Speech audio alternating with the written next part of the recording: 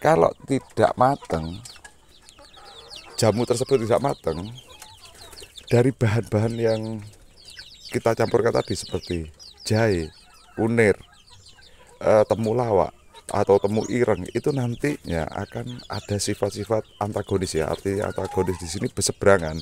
Satunya memberikan efek yang bagus, satunya memberikan efek yang beracun bisa-bisa. Makanya Assalamualaikum warahmatullahi wabarakatuh. Selamat pagi saudaraku semuanya. Bagaimana kabar hari ini? Semoga selalu diberikan kemudahan dan sehat pastinya. Amin ya rabbal alamin. Tetap semangat dalam melalui hari-hari yang indah ini. So, terima kasih yang sudah mampir dan baru saja menemukan channel YouTube Budaya Garden Farming. Terima kasih atas dukungannya, terima kasih atas support ya, like, komen, dan share ya pasti ya. Oke, terima kasih ya, semoga tambah semangat lagi dalam membuat konten kedepannya nanti, dalam membagikan informasi yang bermanfaat untuk jenengan, pastinya edukatif. Oke, di pagi hari ini setiap pagi ya, ini kegiatan kita setiap pagi demikian.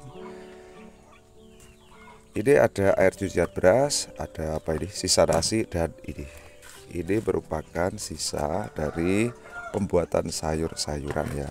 Dan di sini ada apa ini? Jajan ini.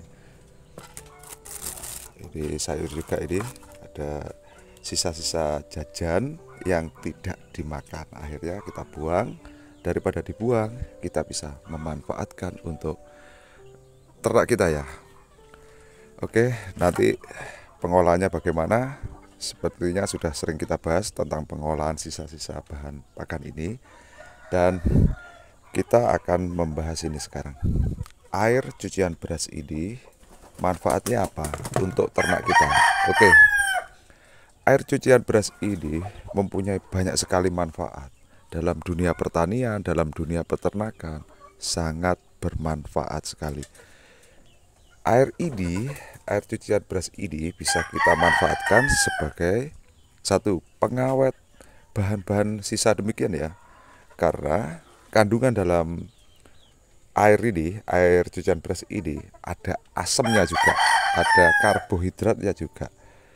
Asam akan mengawetkan bahan-bahan demikian ya. Kalau lebih, semisal kita punya sisa makanan, sisa nasi demikian atau sisa sayuran demikian, yang kita haluskan terlebih dahulu ya, supaya nanti tidak kerja dua kali, kita haluskan terlebih dahulu, bisa langsung disimpan ke dalam air cucian beras ini. Kita bisa masukkan demikian ya, kalau kita punya wadah besar, kita bisa masukkan langsung.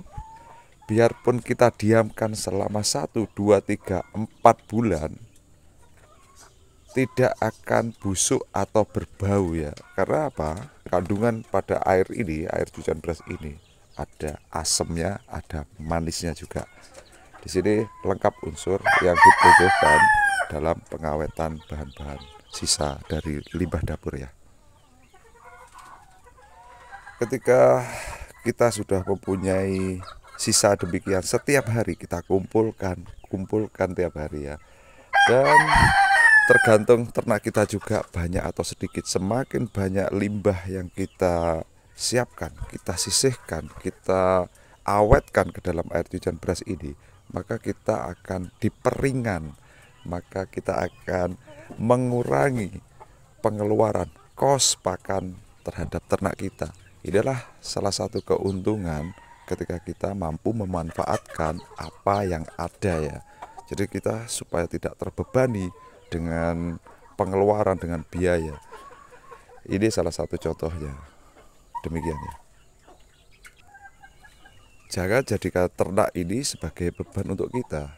Jangan jadikan ternak ini sebagai hambatan supaya kita tidak bisa bekerja untuk pekerjaan yang lain. Jadikan ternak ini sebagai investasi. Jangan dijadikan pekerjaan utama kalau punya ternak cuma beberapa ekor saja. Jadi kalau jumlah banyak sih bisa untuk kita gunakan sebagai pekerjaan utama. Tapi untuk beberapa ini kita bisa jadikan bahan evaluasi.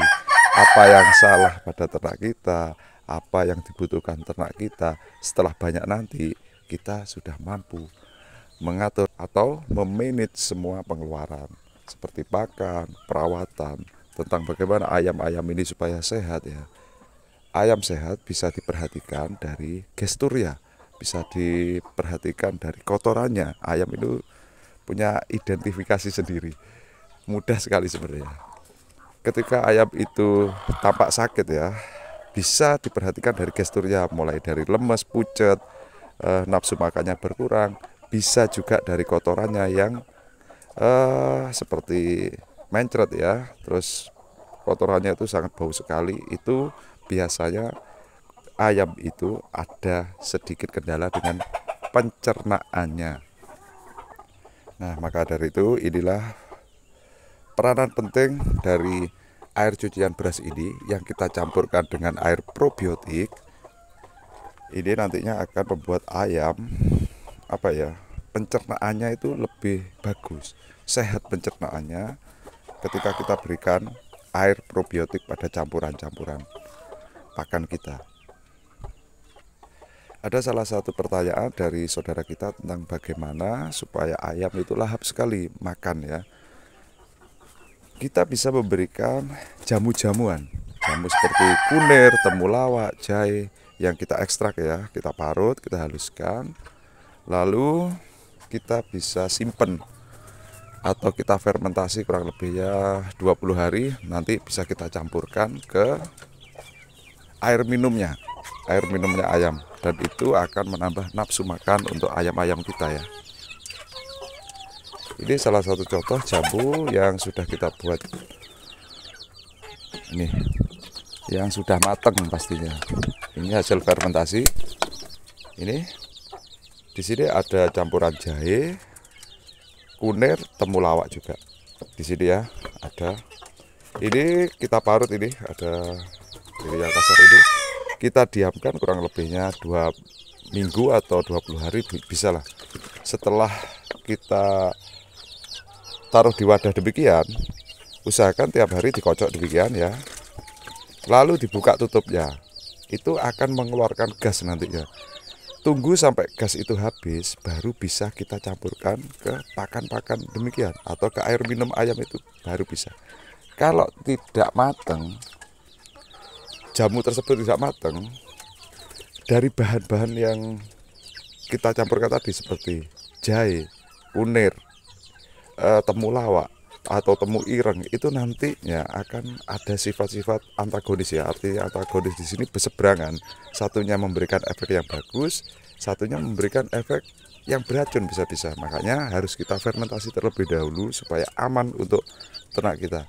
Dalam 2 minggu atau 20 hari baru bisa kita berikan.